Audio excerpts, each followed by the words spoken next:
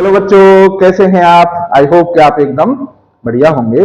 और बच्चों, आज होने वाला है electrostatics chapter 2 electrostatic potential and capacitance का लेक्चर नंबर 5।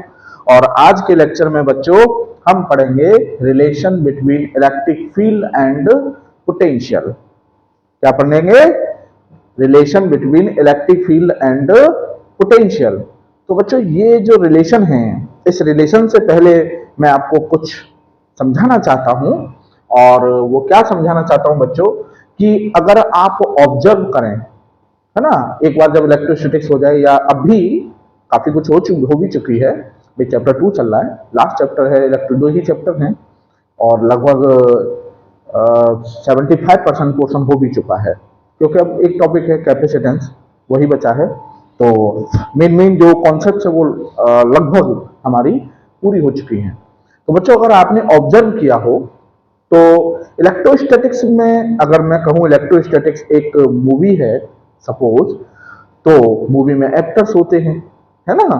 तो अगर इलेक्ट्रोस्टैटिक्स एक मूवी है, तो force means electric force, electric potential energy and electric field and electric potential, these are lead actor of this movie.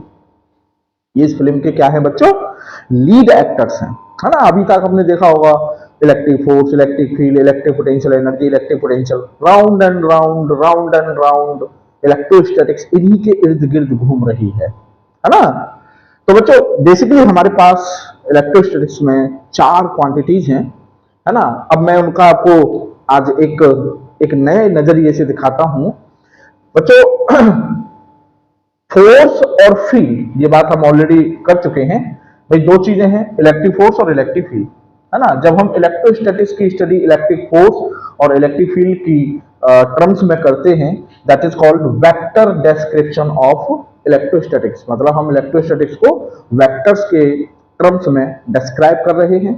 और जब पोटेंशियल एनर्जी और potential के टर्म्स में जब हम उसी चीज को स्टडी करते हैं, that is called scalar description of electrostatics.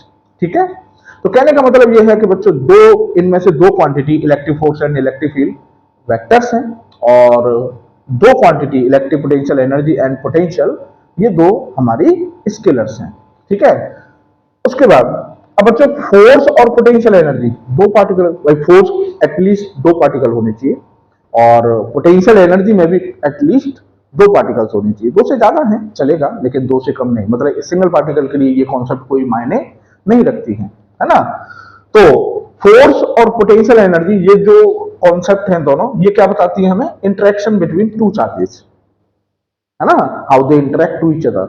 वो दोनों एक दूसरे को अट्रैक्ट कर रहे हैं, रिपेल कर रहे हैं, ये उसके बारे में हमें बताती हैं। कौन कौन? फोर्स और पोटेंशियल एनर्जी। ठीक है।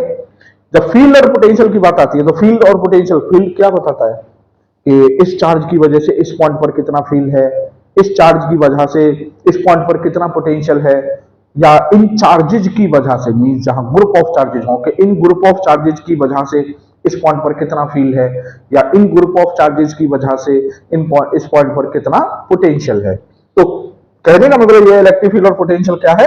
इफेक्ट ऑफ वन चार्ज और group of charges at a point in space. ये फील्ड और पोटेंशियल हमें क्या है? चार्ज या ग्रुप ऑफ चार्जेज का इफेक्ट बताते हैं, कि एक चार्ज या एक ग्रुप ऑफ चार्ज की वजह से उस ग्रुप ऑफ चार्ज या एक सिंगल चार्ज का उस स्पेस में उस पॉइंट पर क्या इफेक्ट है। क्लियर? चलो, ये तो रहा कि ये हमें क्या क्या बता रही थी। अब बच्चों, देखिए, एक नेटवर्क बना हुआ है आपके सामने। क्या बना हुआ है? नेटवर्क। कहने का मतलब directly indirectly they all are related to each other. बच्चों देखिए, अगर इसका क्या मतलब है, इसका मतलब समझा रहा हूं, आप इसको बाकायदा अपने नोट्स पर लिखिएगा, क्योंकि ये कॉन्सेप्ट आपको बहुत काम आएगी, है ना, बहुत बहुत काम आने वाली है। मतलब यूं समझ लीजिए कि इस एक छोटे से इसमें मैंने फॉर्मेट में पूरी इलेक्ट्रोस्टैटिक्स को समराइज कर दिया है। तो इसका मीन क्या है, अब मैं आपको वो समझा देता हूं। ये इसका मीन है कि इफ वी नो फोर्स, अगर हमें फोर्स पता है तो हम इलेक्ट्रिक फील्ड पता कर सकते हैं, एंड वाइस वर्सा, अगर हमें इलेक्ट्रिक फील्ड पता है तो हम फोर्स पता कर सकते हैं। ठीक है। उसके बाद अगर हमें फोर्स पता है तो बच्चों हम पोटेंशियल एनर्जी पता कर सकते हैं, एंड वाइस वर्सा, अगर हमको पोटेंशियल एनर्जी पता है तो हम फोर्स पता कर सकते हैं।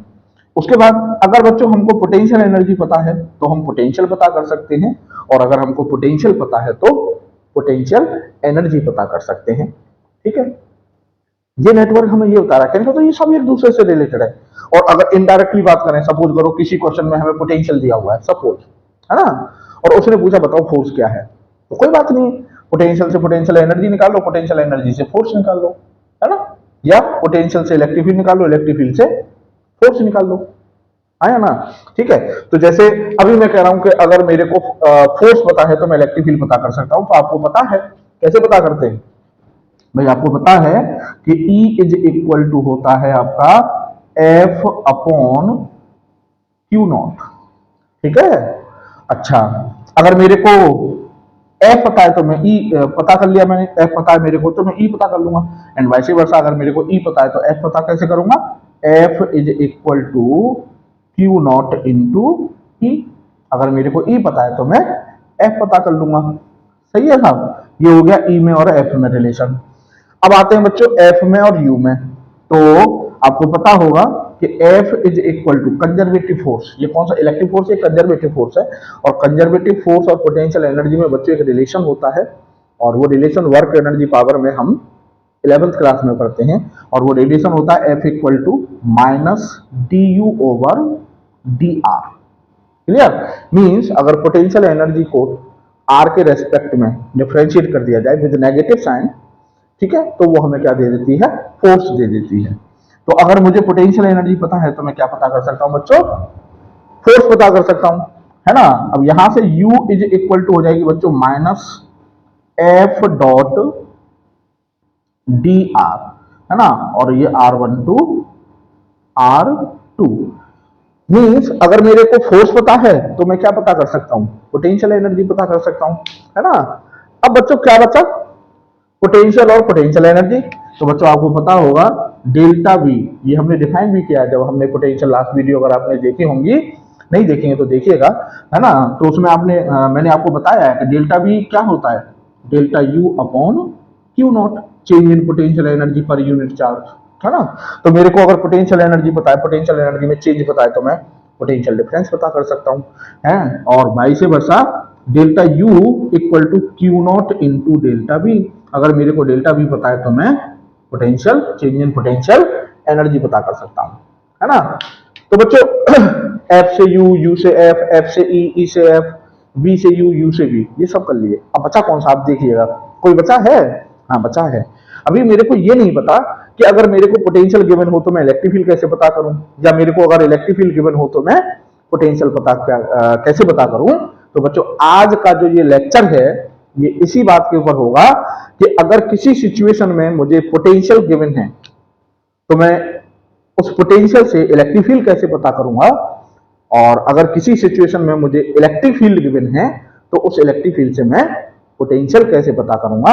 आज का लेक्चर इस रिलेशन के ऊपर जाएगा, तो उसको हम बोल रहे हैं relation between electric field and potential. तो मैं समझता हूं कि आपको आज के लेक्चर का मोटो पता चल गया होगा कि हम इस लेक्चर में क्या पढ़ने वाले हैं और क्यों पढ़ने वाले हैं। तो लेट्स स्टार्ट स्टूडेंट्स, और ये रिलेशन हम ड्राइव करते हैं, ठीक है। तो बच्चों स्टार्ट करते हैं relation between electric field and potential. तो केस फर्स्ट है इसमें, when electric field is non uniform. आप जानते हैं इलेक्ट्रिक फील्ड आपका यूनिफॉर्म भी हो सकता है और नॉन यूनिफॉर्म भी हो सकता है। तो पहला केस हम लेके चल रहे हैं वही जनरल केस, क्योंकि अगर हमको नॉन यूनिफॉर्म का केस पता है बच्चों तो यूनिफॉर्म का पता है, लेकिन अगर यूनिफॉर्म का ही केस आता है तो हम नॉन यूनिफॉर्म में फंस सकते हैं, है ना। तो नॉन यूनिफॉर्म इलेक्ट्रिक फील्ड का मतलब आप जानते हो कि अलग अलग पॉइंट्स पर अलग अलग इलेक्ट्रिक फील्ड होगा।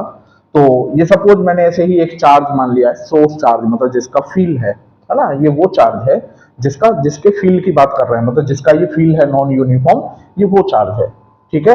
और इसके फील्ड में बच्चों 1 और 2 ये 2 पॉइंट्स हैं, है ना, जिनके बीच मुझे पोटेंशियल डिफरेंस पता करना है।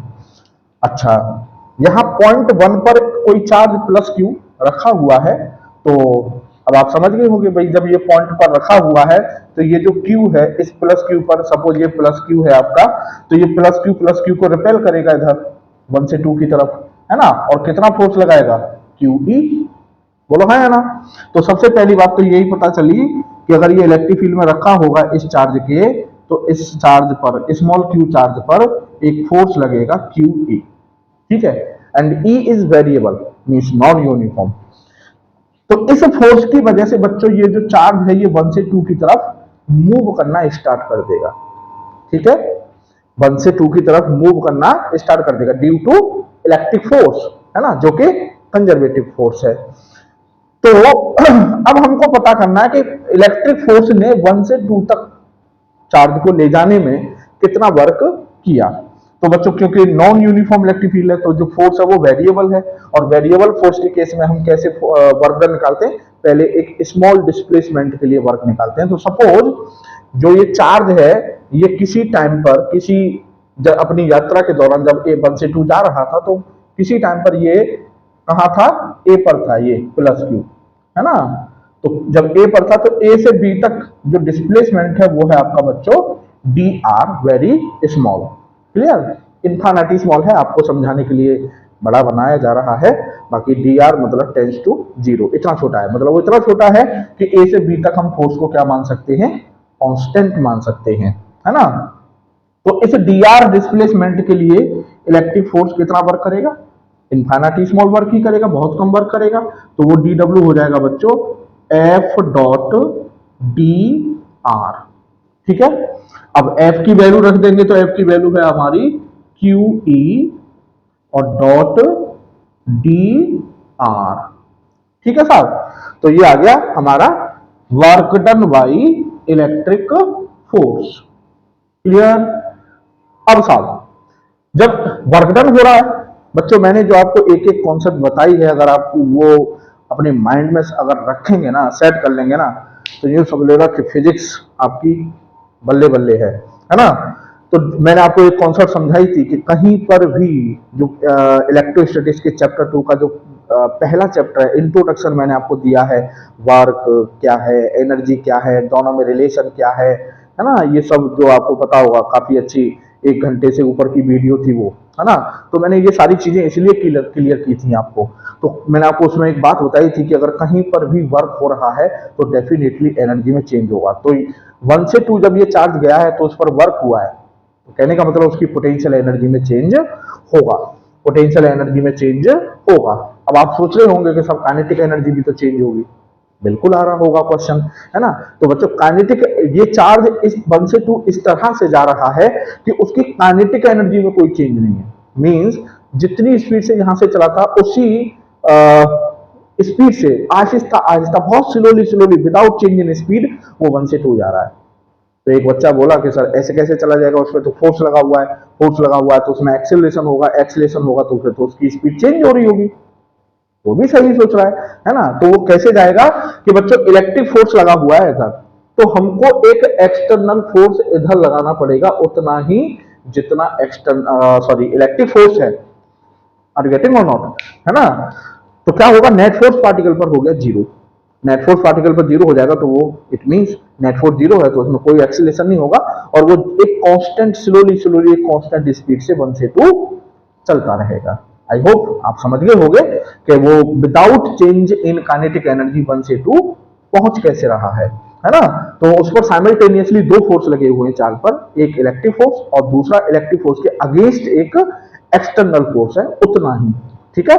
तो अब साहब ये आ गया वर्क डन। तो change in kinetic energy, change in kinetic energy बच्चों होता है du इज इक्वल टू होता है माइनस ऑफ dw, आपको याद होगा कंजर्वेटिव फोर्स का वर्क डन का जो भी वर्क डन है उसका नेगेटिव, तो du इज इक्वल टू आ जाएगा बच्चों माइनस, और dw यहां से रखेंगे तो QE डॉट dr, ठीक है। तो ये आ गया था मेरा चेंज इन पोटेंशियल एनर्जी जब चार्ज 1 से 2 पर गया। अब बच्चों मेरे को पता क्या करना है, पोटेंशियल डिफरेंस, है ना। तो पोटेंशियल डिफरेंस बच्चों होता है dV इज इक्वल टू, क्या होता था, D U upon Q, D U upon Q, change in potential energy per unit charge, है ना। तो D B is equal to D U की वहां से अगर मैं वैल्यू रखता हूं तो Q E dot D R और अपॉन में बच्चा क्यू। क्लियर। तो यहां से ये क्यू से ये क्यू क्या हो जाएगा, कैंसिल हो जाएगा बच्चों। तो D B is equal to आ गया बच्चों E dot minus E dot D R. ठीक है, अब ये आ गया। अब बच्चों दोनों तरफ क्या कर देंगे, ऑन इंटीग्रेटिंग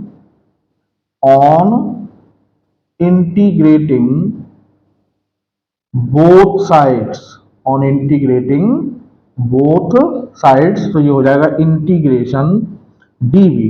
कहां से कहां तक जा रहे हैं बच्चों, मान लीजिए यहां पर पॉइंट 1 पर पोटेंशियल था हमारा V1 और पॉइंट 2 पर पोटेंशियल है हमारा V2। तो इनिशियल से फाइनल तो V1 to V2 equal to integration minus में और E dot D R, E dot D R. ये बच्चों ये बात भी मैंने आपको कई बार बताई है कि इंटीग्रेशन किसके रेस्पेक्ट में हो रहा है, वो कैसे पता करते हैं, इंटीग्रेशन में जिस क्वांटिटी का डिफरेंशियल है। जैसे यहां डिफरेंशियल किसका है, डी आर, मतलब आर का, मतलब इंटीग्रेशन आर के रेस्पेक्ट में हो रहा है। और जब हम लिमिट्स रखते हैं बच्चों तो उस वेरिएबल की रखते हैं जिस वेरिएबल के रेस्पेक्ट में इंटीग्रेशन हो रहा होता है। इट मींस हम आर, ये जो आर है ये वेरिएबल है, हम इसकी लिमिट्स रखेंगे। और लिमिट्स का मतलब आर कम से कम कितना है और ज्यादा से ज्यादा कितना है। ठीक है, तो मैंने आर ये लिया है, तो पार्टिकल कहां से चला था बच्चों, 1 से कहां तक गया है, 2 तक। तो 1 पर आर कितना है, R1, और 2 पर आर कितना है, R2। तो कहने का मतलब R1 टू R2 ये हो गई साहब बच्चों लिमिट्स। ठीक है, तो dv का इंटीग्रेशन v, तो ये हो जाएगा बच्चों v2 माइनस v1 और minus integration R1 to R2 और E डॉट डी आर। ठीक है बच्चों, लो जी ये आपका आ गया पोटेंशियल और इलेक्ट्रिक फील्ड में रिलेशन। ठीक है, अब साहब सपोज कीजिए ये आया पोटेंशियल डिफरेंस बच्चों।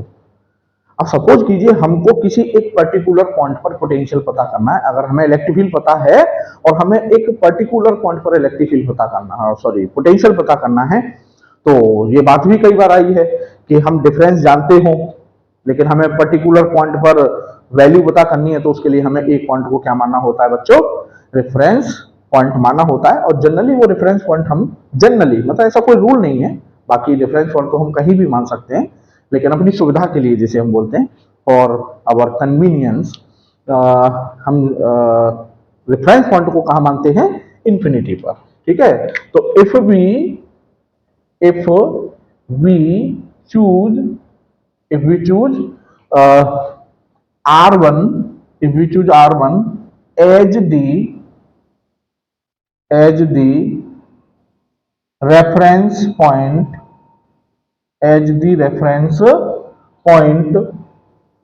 है ना, say at infinity, ठीक है, and R2 at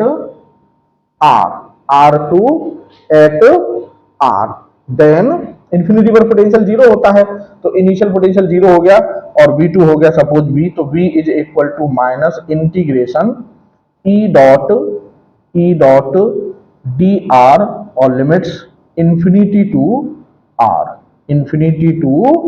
R, ये हो गया बच्चों एक पर्टिकुलर पॉइंट पर पोटेंशियल। तो बच्चों ये रिलेशन निकल के आया पोटेंशियल, इलेक्ट्रिक फील्ड और पोटेंशियल में, क्या कि अगर हमको इलेक्ट्रिक फील्ड गिवन है, तो उस इलेक्ट्रिक फील्ड को R के रेस्पेक्ट में इंटीग्रेट कर देने पर हमको क्या मिल जाएगा बच्चों, पोटेंशियल मिल जाएगा, है ना। तो ये था रिलेशन इलेक्ट्रिक फील्ड और पोटेंशियल में। अभी क्या है, हमें इलेक्ट्रिक फील्ड पता है तो हम पोटेंशियल पता कर रहे हैं। अभी इसी रिलेशन को हम मॉडिफाई करेंगे, मतलब रीअरेंज करेंगे और उसमें हम पता करेंगे कि अगर हमें पोटेंशियल गिवन हो तो इलेक्ट्रिक फील्ड कैसे पता करते हैं। ठीक है बच्चों, तो आगे बढ़ते हैं। तो बच्चों अब हमने ये फॉर्मूला ड्राइव कर लिया नॉन यूनिफॉर्म इलेक्ट्रिक फील्ड मानकर। अब मैंने आपको बोला था कि अगर हमको नॉन यूनिफॉर्म का केस पता है तो हम यूनिफॉर्म का पता कर सकते हैं, लेकिन अगर हमको केवल यूनिफॉर्म का पता है तो फिर नॉन यूनिफॉर्म में थोड़ा दिक्कत हो जाएगी, और थोड़ा नहीं बहुत दिक्कत हो जाएगी, है ना। तो हमने नॉन यूनिफॉर्म के लिए ड्राइव कर लिया। अब हम इसी फॉर्मूले में स्पेशल केस लगाएंगे कुछ। तो स्पेशल केसेस में जैसे केस फर्स्ट है कि अगर वही इलेक्ट्रिक फील्ड यूनिफॉर्म हो, when electric field is uniform, तो हम जानते हैं कि dB इज इक्वल टू था हमारा minus E dot D R. ठीक है बच्चों, dB is equal to minus E dot D R, क्योंकि अब इलेक्ट्रिक फील्ड हमारा यूनिफॉर्म है, यूनिफॉर्म का मतलब कांस्टेंट। ठीक है बच्चों, तो इसको हम ऐसे भी कर सकते हैं कि V2 minus V1 equal to minus E और डॉट और इंटीग्रेशन R1 टू R2 और ये हो जाएगा साहब आपका dr। ठीक है, अब तो ये हो गया बच्चों V2 minus V1 equal to minus E dot, ये हो जाएगा R, इंटीग्रेशन dr हो जाएगा R, तो ये हो जाएगा साहब हमारा इंटीग्रेशन R हो गया और ये हमारा R1 टू R2, तो ये हो गया V2 minus V1 equal to minus E और डॉट में R2 रखेंगे यहाँ पर माइनस R1 और R final position minus initial position बच्चों क्या होता है, डिस्प्लेसमेंट डेल्टा R। ठीक है, तो बच्चों ये आ गया साहब हमारा। अब साहब ये ए डॉट बी की फॉर्म में आ गया, तो ए डॉट बी होता है बच्चों ए बी कॉस थीटा, तो इसको हम ऐसे भी लिख सकते हैं V2 minus V1 equal to minus E delta R cos theta, लिख सकते हैं। अब बच्चों A dot B A B cos theta, A dot B equal to A B cos theta में जो थीटा होता है वो angle between vector A and vector B, तो यहाँ वेक्टर ए और वेक्टर बी क्या है, ई और डेल्टा आर, तो ये जो थीटा है ये किस किस के बीच एंगल है, vector E and vector delta R. तो कैसे, तो मैं इसको अगर करता हूं, जैसे सपोज यहां दिखाता हूं कि सपोज ये है मेरा इलेक्ट्रिक फील्ड, ठीक है, और ये है साहब मेरा पॉइंट 1 और ये है पॉइंट 2 और ये पॉइंट 1 और पॉइंट 2 के बीच क्या है बच्चों, डिस्प्लेसमेंट है। ठीक है, डेल्टा आर, और ये हमारा इलेक्ट्रिक फील्ड, तो ये इन दोनों के बीच क्या है बच्चों, एंगल है आपका थीटा। क्लियर है ना। अब मैं इसके अगर कंपोनेंट करता हूं, ये हो गया था हमारा डेल्टा आर, है ना बच्चों। अगर मैं इसका कंपोनेंट करूं डेल्टा आर का, तो ये आ जाएगा हमारा डेल्टा आर कॉस थीटा, होगा नहीं होगा, तो इसको हम प्रोजेक्शन भी बोलते हैं, मतलब this is the projection of delta R on E, this is the projection of delta R, है ना सॉरी। तो ये डेल्टा आर कॉस थीटा ये आ गया, where theta is the angle between electric field and delta R. Clear. अब साहब ये आ गया साहब, अब जो डेल्टा आर कॉस थीटा, इस डिस्टेंस को मैं यहां से यहां डेल्टा आर कॉस थीटा को, ये डिस्टेंस ही तो है, मैंने मान लिया ये क्या है, डिस्टेंस डी है, मतलब डेल्टा आर कॉस थीटा जो डिस्टेंस है, जो ये लेंथ है, ये लेंथ कितनी है बच्चों, सपोज मैंने मान ली वो डी है, delta R cos theta equal to D. तो मैं इसको ऐसे भी लिख सकता हूं delta B is equal to, अच्छा ये नेगेटिव साइन किस लिए चल रहा था, ये नेगेटिव साइन ये डायरेक्शनल था, अभी इस नेगेटिव साइन का भी मतलब बताऊंगा, लेकिन अभी हम केवल मैग्नीट्यूड से डील कर रहे हैं। भाई सारे स्केलर हो गए, अब तो ये भी स्केलर बन गया, ये भी स्केलर बन गया, ये भी सब स्केलर हैं और ये स्केलर है, तो इसको हम ऐसे भी लिख सकते हैं delta B is equal to E into D, या delta B is equal to E delta R cos theta. Clear.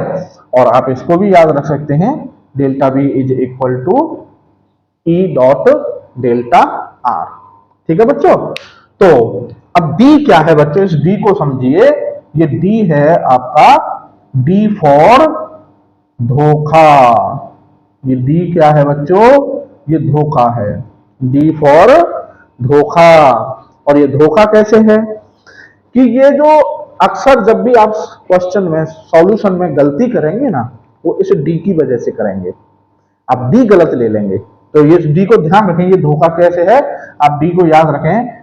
D is the distance, D is the distance between two points, between two points 1 and 2, मतलब कोई भी दो point है 1 and 2 मैंने mark कर दिए, वो ए बी हो सकते हैं, पी क्यू हो सकते हैं, कुछ भी है ना। D is the distance between two points 1 and 2 parallel, parallel to the, parallel to the electric field, parallel to the electric field. कहने का मतलब वो पॉइंट इलेक्ट्रिक फील्ड में कैसे भी हो सकते हैं, आपको उन दोनों पॉइंट्स के बीच की डिस्टेंस ऑलवेज कैसे लेनी है। देखिए आप यहां पर देखिए डी कैसे मेजर की गई है, इलेक्ट्रिक फील्ड के पैरेलल। आर यू गेटिंग और नॉट? तो डी को मेजर करते समय, डी को जब हम मेजर करेंगे उस समय हमें बहुत केयरफुली रहना, मेजर करना है उसको, है ना, क्योंकि अक्सर बच्चे डी को ही गलत मेजर करते हैं मोस्ट ऑफ द टाइम। और आपको पता होगा कि आंसर एक जो क्वेश्चन जो सेट करता है ना, जो पेपर बनाता है, वो आंसर भी आपकी थॉट से सेलेक्ट करता है कि बच्चा क्या क्या कर सकता है। तो जब आप उसमें अगर आप डी को गलत कर देंगे, उसे पता है कि बच्चा डी कैसे लेगा, बच्चा डी लेगा ये कि दो पॉइंट है 1 और 2, तो उनके बीच की डिस्टेंस ये हो गई। नहीं, 1 और 2 के लिए आपको 1 से चलना है, 1 से चलना है 2 की तरफ। कैसे? इलेक्ट्रिक फील्ड के पैरेलल, और 2 के एकदम लेवल में आ जाना है, 2 के बिल्कुल लेवल लाइन पर आ जाना है और वहीं पर रुक जाना है। तो 1 से लेके 2 तक इलेक्ट्रिक फील्ड के पैरेलल चले 2 तक, वो जो डिस्टेंस है ये वो है डी।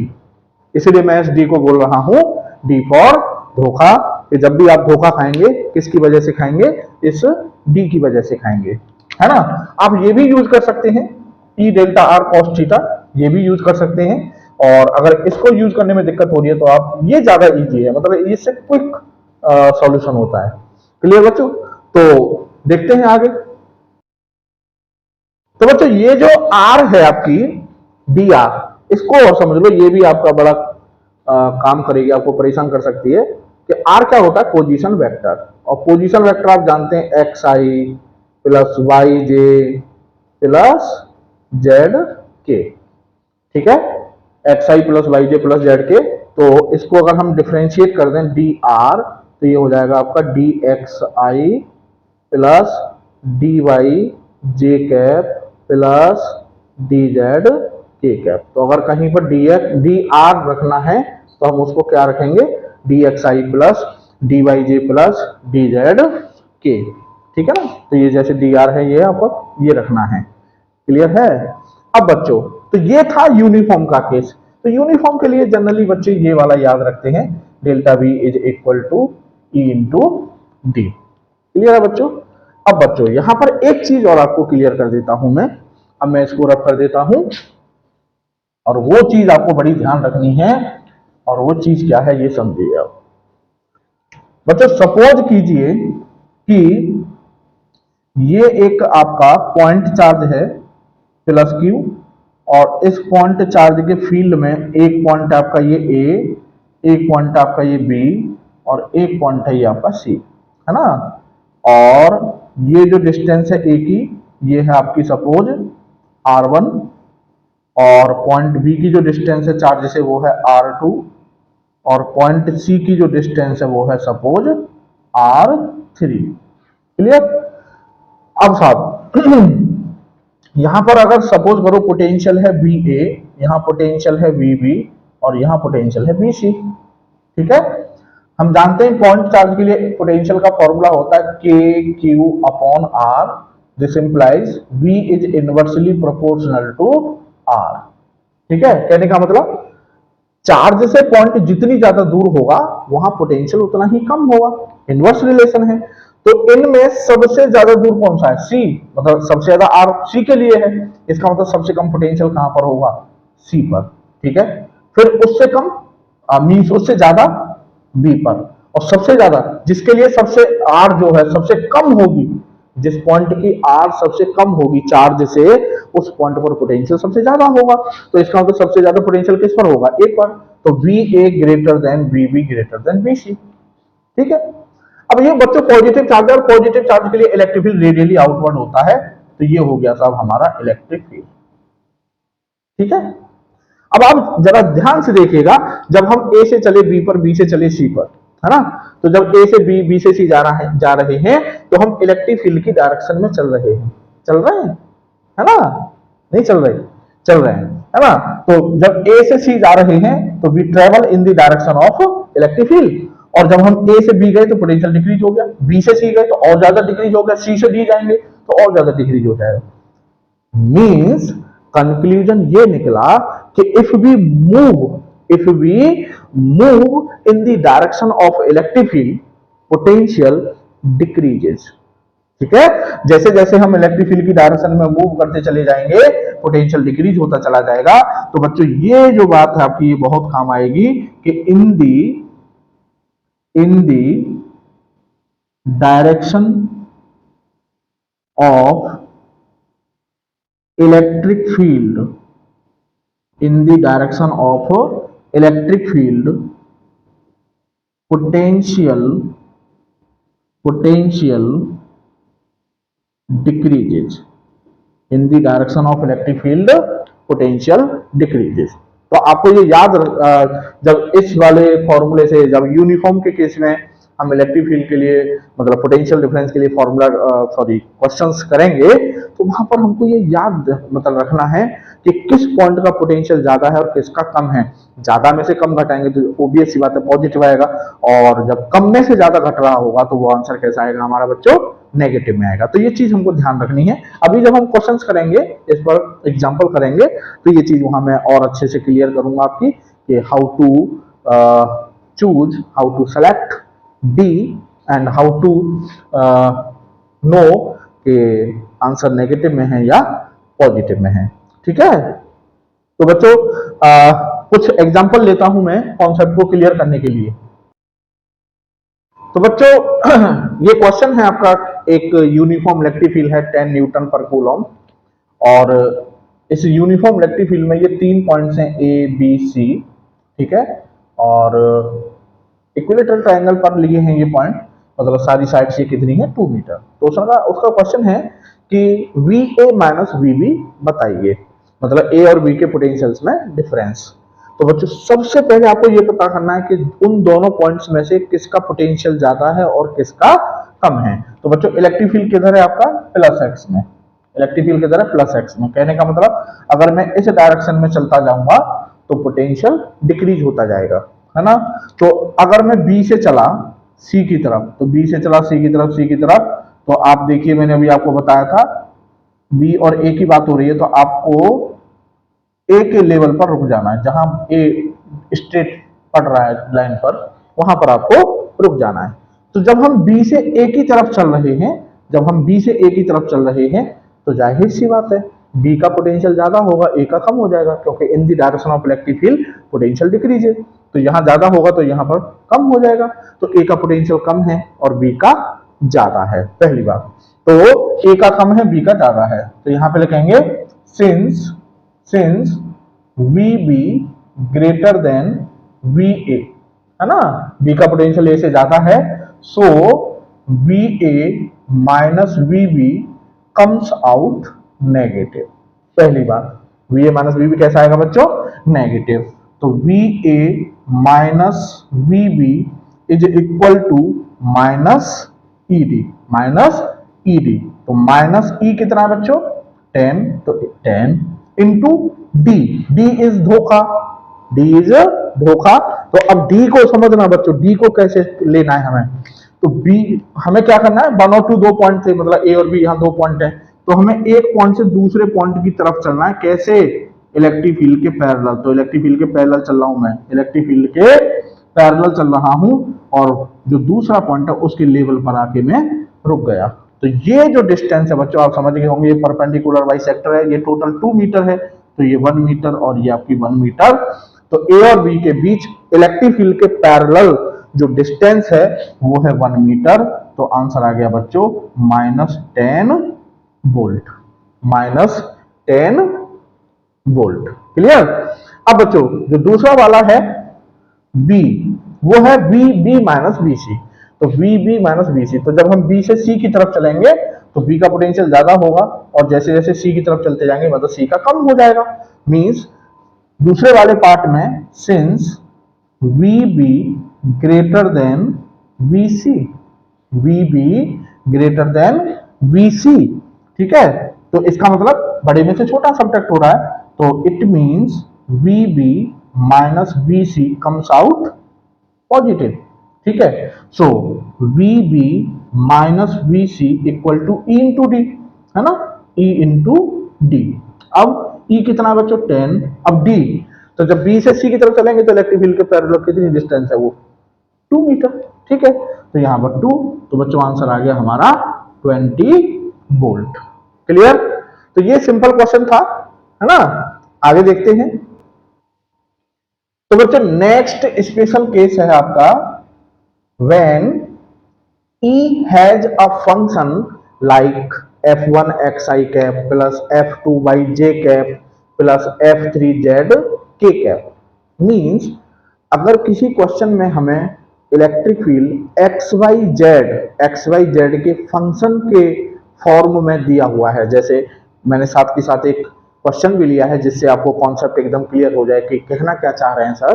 तो मैं कहना चाहता हूं, जैसे क्वेश्चन है ये कि find the potential difference V A B, है ना, बिटवीन ए, ये पॉइंट है आपका 2 1 0 एंड बी, बी के कोऑर्डिनेट्स हैं 0 2 4 in an electric field E is equal to X I cap minus 2 by J cap plus Z K cap. तो ये तो हो गया f1x, ये वाला x, ये हो गया f2y 2y, और ये हो गया f3z z। Means electric field आपको एक्स वाई जेड का फंक्शन गिवन है और आपसे क्या पूछा जा रहा है बच्चों, पोटेंशियल डिफरेंस। तो यहां पर ये नॉन यूनिफॉर्म इलेक्ट्रिक फील्ड हो गया। मैंने आपको कई बार आपको ये बताया है कि अगर कोई भी electric field X Y Z आर इन पर डिपेंड कर रहा है तो समझ जाइए कि वो एक नॉन यूनिफॉर्म इलेक्ट्रिक फील्ड है बच्चों। तो वी ए बी का मतलब हुआ V A minus V B, ठीक है, इक्वल टू माइनस इंटीग्रेशन, ठीक है, और लिमिट्स इनिशियल टू फाइनल। तो इनिशियल कौन सा पॉइंट है बी, और बी के कोऑर्डिनेट्स क्या है बच्चों 0, 2, 4, ठीक है, और ए के कोऑर्डिनेट्स हैं बच्चों 2, 1, 0, ठीक है। और यहां होता है आपका बच्चों E dot D R, E dot D R, ठीक है। तो ये हो जाएगा बच्चों -0, 2, 4, और ये हो जाएगा आपका 2, 1, 0, और ई डॉट डी आर, ई कितना है x I cap minus 2y J cap plus Z K cap, और dot D x D R, मैंने अभी आपको बताया था डी आर क्या होता है डी एक्स आई प्लस डी वाई जे और प्लस डी जेड के, ठीक है। तो इनका सिंपली क्या कर देंगे हम डॉट प्रोडक्ट। तो ये हो जाएगा बच्चों V A minus V B minus, तो ये हो जाएगा हमारा इंटीग्रेशन 0, 2, 4 और 2, 1, 0, ठीक है। और ये हो जाएगा आई का आई से, जे का जे से, के का के से, डॉट प्रोडक्ट, तो एक्स डी एक्स, ठीक है। और ये हो जाएगा आपका -2y, ठीक, और ये हो जाएगा हमारा प्लस जेड डी जेड। ये हो गया हमारा डॉट प्रोडक्ट। अब सिंपली इसको हम क्या कर देंगे बच्चों इंटीग्रेट, तो माइनस, ठीक है, एक्स का इंटीग्रेशन करेंगे तो बच्चों एक्स स्क्वायर अपॉन 2, ठीक है, ये हो जाएगा आपका -2 वाई स्क्वायर अपॉन 2, और ये हो जाएगा साहब आपका जेड स्क्वायर अपॉन 2, ठीक है। 2 से ये 2 कैंसिल, और ये लिमिट्स 0, 2, 4 और ये लिमिट्स हो जाएंगी साहब आपकी 2,1,0। ठीक है, तो माइनस ये हो गया आपका एक्स स्क्वेयर बाई 2 और माइनस वाई स्क्वेयर, 2 से 2 कैंसिल हो गया, और plus Z square by 2। Clear. अगर कोई जो बच्चों, अगर कोई बोर्ड वाला बच्चा है आप में से देख रहा है, तो अभी शुरुआत है उसकी इंटीग्रेशन की, तो ये मैंने इंटीग्रेशन कैसे किए हैं एक्स डी एक्स माइनस ये, तो इसके लिए आपका फॉर्मूला है integration X to the power N D X equal to X to the power N plus one upon N plus one, है ना। तो जैसे यहाँ एक्स की पावर वन है ना, एक्स की पावर एन, यहाँ वन है तो यहाँ वन रखेंगे तो वन प्लस वन टू, तो एक्स स्क्वायर हो गया ये, और नीचे एन प्लस वन अपना टू हो गया। वही फॉर्मूला आपका, ये यहाँ पर एक्स है तो बस वाई हो जाएगा, तो वाई की power N plus one upon N plus one, तो Y square upon two, two से ये टू कैंसिल हो गया, वही फॉर्मूला इसमें है।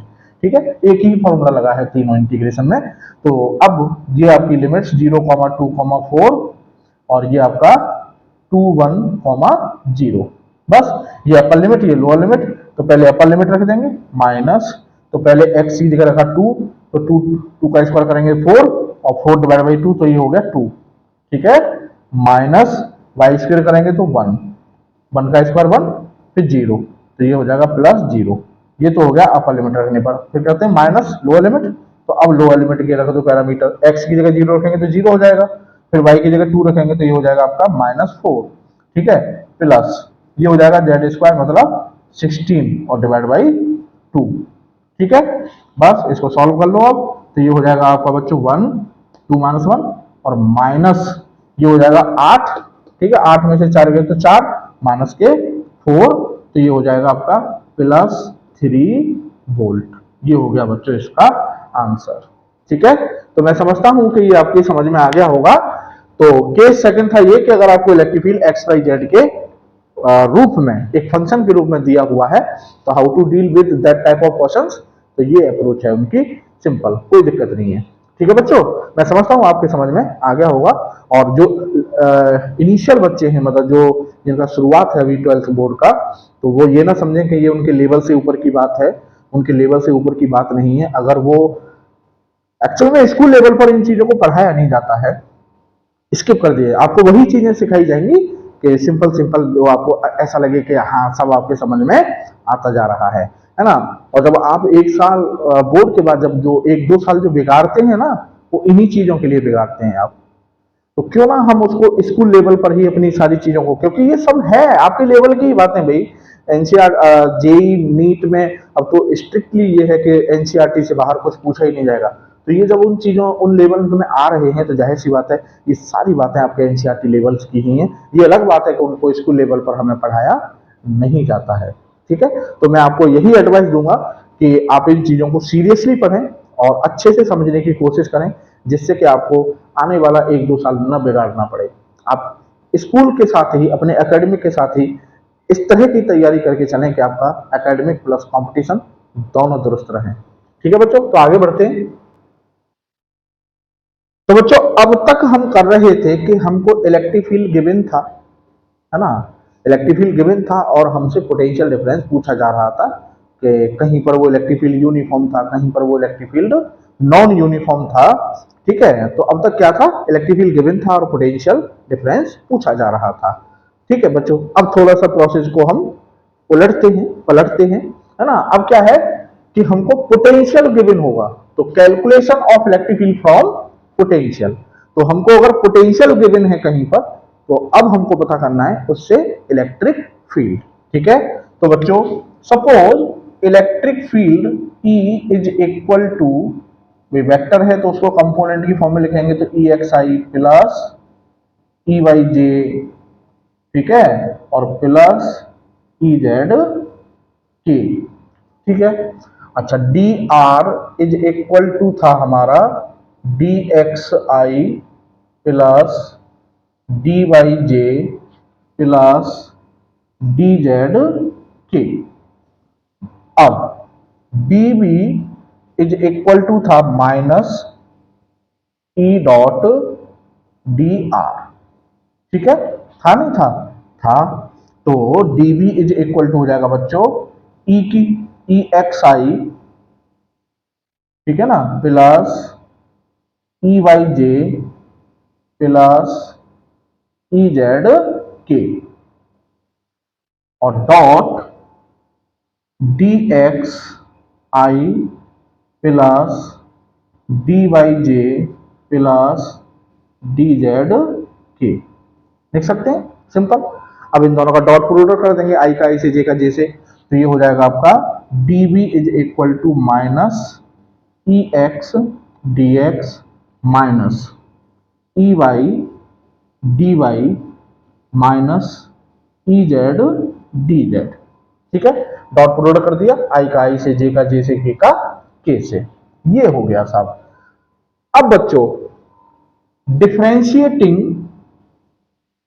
ये मान लेते हैं इक्वेशन 1 है, तो डिफरेंशिएटिंग इक्वेशन 1 पार्शियली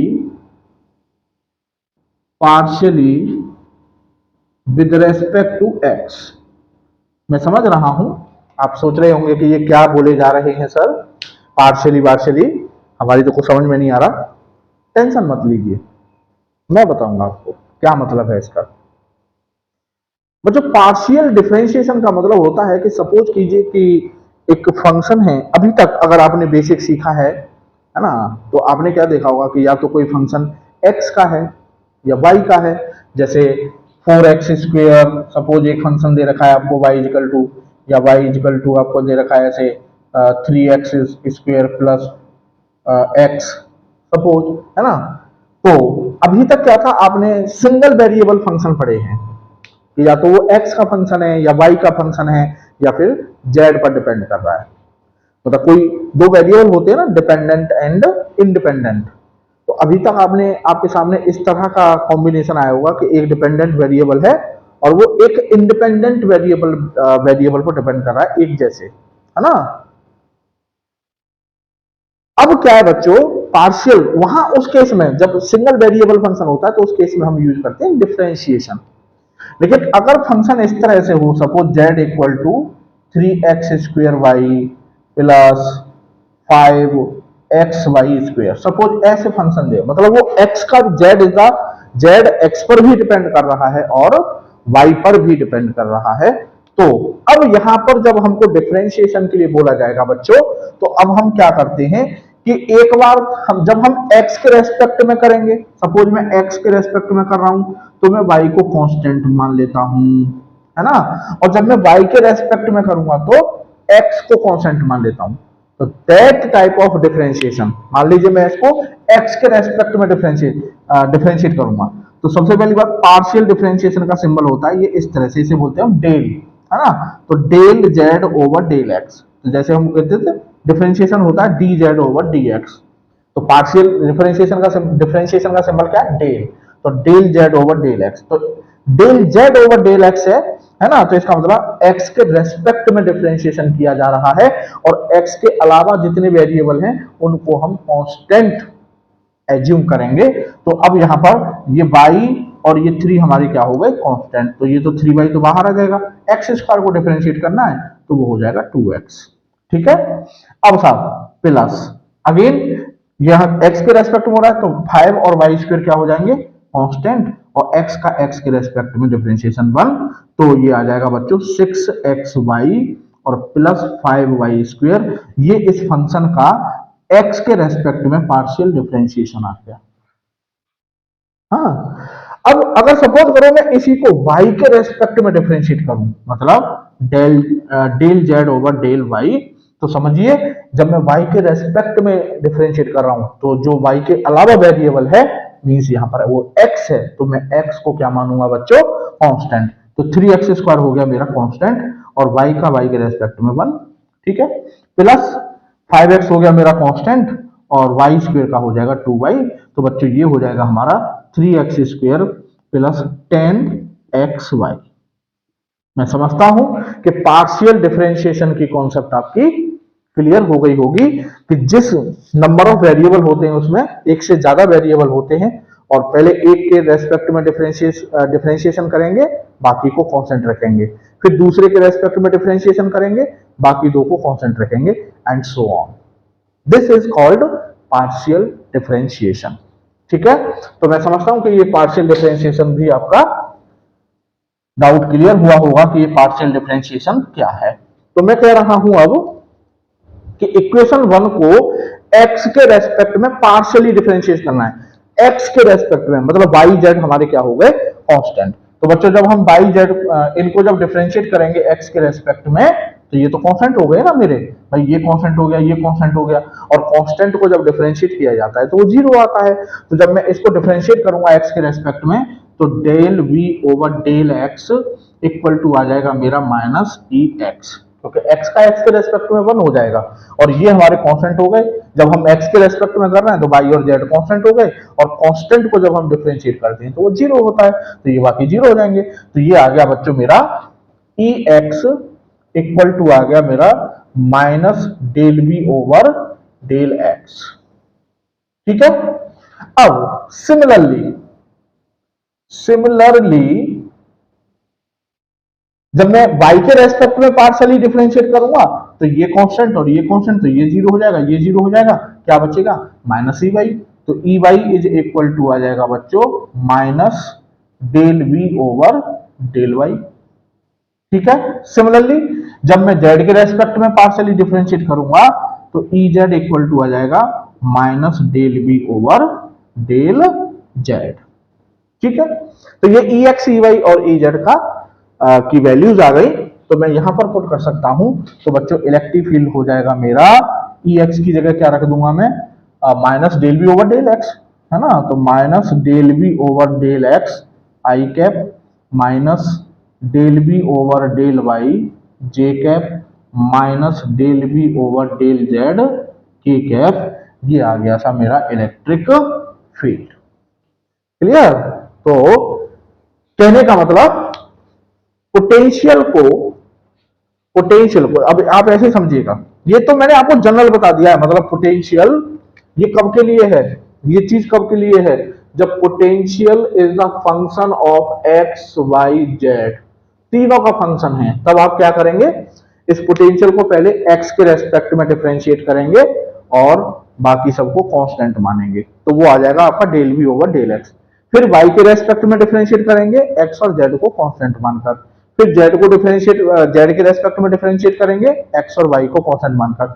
अब सपोज कीजिए अगर पोटेंशियल हमारा केवल x का ही फंक्शन है, केवल x का, मतलब y और z नहीं है, तो इनका कोई यूज नहीं है, फिर इनका कोई यूज नहीं है, केवल हमको क्या पता करना है, del v over del x। अगर पोटेंशियल केवल y का डिफरेंशियल है, मतलब y का फंक्शन है, तो केवल हमें y वाले की जरूरत पड़ेगी, मतलब ये वाला, ये दोनों आपके जीरो। z का फंक्शन है तो केवल z वाले की जरूरत पड़ेगी, x और y जीरो है। तो let us do some problems, तो ये जो कॉन्सेप्ट आपकी क्लियर हो जाएगी कि क्या। तो बच्चों एक प्रॉब्लम है लेते हैं, और बड़ी ही सिंपल प्रॉब्लम है, मुझे एक्चुअली कॉन्सेप्ट क्लियर करनी है आपकी, इसलिए मैंने सिंपल प्रॉब्लम ही ली है। और सिंपल प्रॉब्लम इतनी है कि ये 2022 में मेंस में आई है, जेई मेंस में, है ना, इतनी सिंपल प्रॉब्लम। तो प्रॉब्लम क्या है कि if v is equal to 3x square, तो मतलब हमें पोटेंशियल गिवन है और किसका फंक्शन है, मतलब किस पर डिपेंड कर रहा है, x पर। ठीक है, केवल x पर, मतलब y और z नहीं है इसमें। ठीक है, फाइंड फील्ड एट पॉइंट 1,0,3। तो हमें पोटेंशियल गिवन है बच्चों और हमको फील्ड पूछा जा रहा है, और पोटेंशियल केवल x पर डिपेंड कर रहा है। इट मींस y और z वाले टर्म्स का यहां पर कोई यूज नहीं है।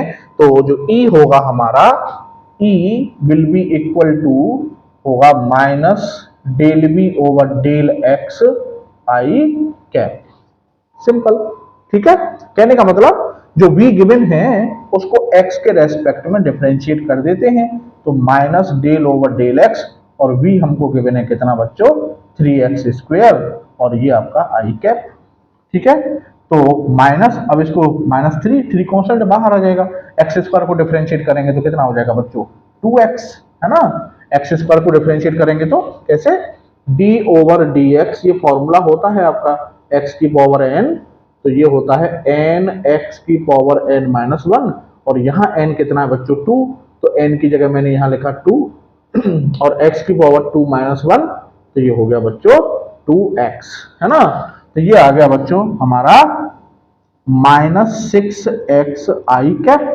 अब जिस पॉइंट पर इलेक्ट्रिक फील्ड की वैल्यू आपसे पूछी जा रही है, तो कौन से पॉइंट पर पूछी जा रही है, 1,0,3, तो हमें तो केवल x चाहिए, तो x की वैल्यू कितनी है 1, तो x की जगह यहाँ 1 रख देंगे, तो -6 × 1 i cap, so -6 i cap volt पर मीटर। तो क्वेश्चन में यही था, वो आपसे पूछ रहा था कि कितना इलेक्ट्रिक फील्ड होगा और किस डायरेक्शन में होगा, तो -6 होगा, 6 वोल्ट होगा, और किस डायरेक्शन में होगा, -i का मतलब -x की तरफ होगा। तो ये क्वेश्चन था बच्चों, है ना। तो क्या था, पोटेंशियल गिवन है, पोटेंशियल को ये समझना है बस कि वो x पर डिपेंड कर रहा है, y पर है, z पर है, केवल एक पर कर रहा है, तो आपको इसमें से जो भी एक है, x है तो x वाला लेना है, y है तो y वाला लेना है, z है तो z वाला लेना है। दो पर कर रहा है मान लो x और y पर, तो दो लेने हैं, वो जो भी दिए हुए हैं। तीनों पर कर रहा है तो तीनों लेने हैं। ठीक है, तो एक और क्वेश्चन लेते हैं जिससे आपको और क्लियर हो जाए। तो बच्चों ये क्वेश्चन है, मैंने इसमें दो वेरिएबल हैं, मतलब जो v है, v इक्वल टू है a x² minus Y square, और क्वेश्चन है find electric field vector in this region, है ना। तो मैंने जानबूझकर लिया ये क्वेश्चन जिससे मैं आपको वो कॉन्सेप्ट क्लियर कर सकूं कि पोटेंशियल जरूरी नहीं है कि केवल x या केवल y या केवल z पर हो डिपेंड, वो 2 या 3 पर भी डिपेंड हो सकता है। मतलब जैसे अब इस क्वेश्चन में x और y दोनों हैं, ऐसा भी क्वेश्चन हो सकता है जिसमें x y z तीनों हो। ठीक है, तो जो 2 के लिए है वही तीनों के लिए प्रोसीजर है। तो अभी हमको क्या है, यहाँ पर v x और y पर डिपेंड कर रहा है और इलेक्ट्रिक फील्ड पूछा जा रहा है, तो x और y पर है, तो इसका मतलब यहाँ पर z का कोई रोल नहीं है। तो E इज इक्वल टू हो गया बच्चों क्या, minus del B over del X I cap और minus del B over del Y J cap. मतलब हमको क्या पता करना है, ई एक्स, तो ई एक्स क्या हो जाएगा बच्चों, ई एक्स हो जाएगा सब हमारा del B minus del over del X, और बी कितना है बच्चों, बी है हमारा ए एक्स स्क्वेयर, सॉरी, तो ये तो कांस्टेंट है, बाहर आ जाएगा, तो डेल ओवर डेल एक्स और x square minus Y square. ठीक है, कहने का मतलब अब हम यहाँ पार्शियल डिफरेंशिएशन समझिए, किसके रेस्पेक्ट में कर रहे हैं, एक्स के रेस्पेक्ट में, तो जिसके रेस्पेक्ट में हम कर रहे हैं उसके अलावा जो भी है वो कांस्टेंट है, तो हम एक्स के रेस्पेक्ट में कर रहे हैं तो वाई हमारे लिए कांस्टेंट है। ठीक है, तो जब x के रेस्पेक्ट में करेंगे बच्चों तो ये हो जाएगा आपका -a और एक्स स्क्वायर का हो जाएगा हमारा 2x, और y हमारा कांस्टेंट है तो ये -0। ठीक है, तो ये आ गया साहब हमारा, और ये आपका आई कैप, तो ये हो गया, या मत लिखो, कोई वो भी नहीं है, हमें केवल क्या चाहिए, del B over del X, तो ये हो जाएगा -2ax। ठीक है बच्चों, ये आ गया हमारा ex। क्लियर। अब सिमिलरली हमें चाहिए ey, तो ey हो जाएगा minus del B over del Y, तो ये हो जाएगा माइनस, अगेन एक कांस्टेंट है बाहर आ जाएगा, तो डेल ओवर डेल वाई और x square minus Y square, तो एक्स स्क्वेयर। अब बेटा हम वाई के रेस्पेक्ट में कर रहे हैं, क्यों बच्चों, अब हम कर रहे हैं y के रेस्पेक्ट में, इट मींस अब x कांस्टेंट हो जाएगा, तो एक्स स्क्वायर कांस्टेंट है, उसका डिफरेंशिएशन 0, तो ये हो जाएगा सब हमारा -a और माइनस वाई स्क्वायर का -2y, है ना, तो ये हो जाएगा आपका 2ay, ये आ गया हमारा del B over del Y, है ना, minus del B over del Y. अब इलेक्ट्रिक फील्ड क्या है बच्चों, E is equal to E X I cap plus E Y J cap, ये तो था, तो ई एक्स की वैल्यू कितनी आई बच्चों, -2ax, तो 2ax आई कैप, और ई वाई की वैल्यू कितनी आई बच्चों, 2ay, तो प्लस 2ay जे कैप। ठीक है, तो यहां से 2a कॉमन ले लेंगे, 2a कॉमन ले लेंगे, तो ये हो जाएगा बच्चों -x आई कैप और प्लस y जे कैप, ये हो गया साहब आपका इलेक्ट्रिक फील्ड, ये हो गया इलेक्ट्रिक फील्ड। क्लियर है बच्चों। तो बच्चों आज का जो लेक्चर था, मैं समझता हूं कि आप उसका मीनिंग समझे होंगे और वो आपके समझ में भी आया होगा, है ना, कि हमने क्यों पढ़ा है और क्या मीनिंग था उस लेक्चर का, आज की लेक्चर का। तो हमने क्यों पढ़ा था, क्योंकि हमको इलेक्ट्रिक फील्ड और पोटेंशियल में रिलेशन पता करना था, और हमको पता करना था कि अगर हमें इलेक्ट्रिक फील्ड गिवन है कहीं तो हम पोटेंशियल कैसे पता करेंगे, और अगर हमें कहीं पोटेंशियल पता है तो हम इलेक्ट्रिक फील्ड कैसे पता करेंगे। तो ये सब हमने आज किया, और मैं समझता हूँ, मुझे उम्मीद है कि आपके अच्छे से समझ में आया होगा। तो मिलते हैं नेक्स्ट वीडियो में नेक्स्ट नए टॉपिक के साथ। तब तक के लिए गुड बाय, थैंक यू।